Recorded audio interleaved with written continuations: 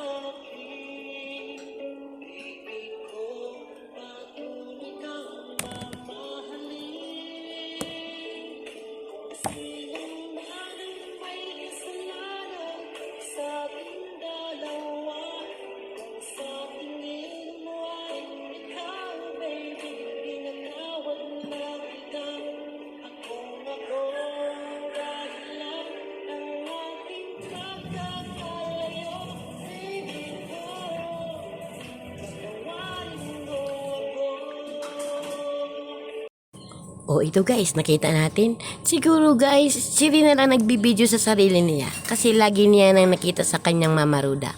At marunong siyang tumingin sa camera. Ayan, siguro sa kanya galing yan guys. Siguro, mayroong nag-upload niyan at nakita ko rin yan. Ayan, pinagi ko rin sa inyo. At ito po natatapos ang aking video guys. Thank you for watching. And don't forget to subscribe my channel and follow my page. Bye bye guys. To God be the glory.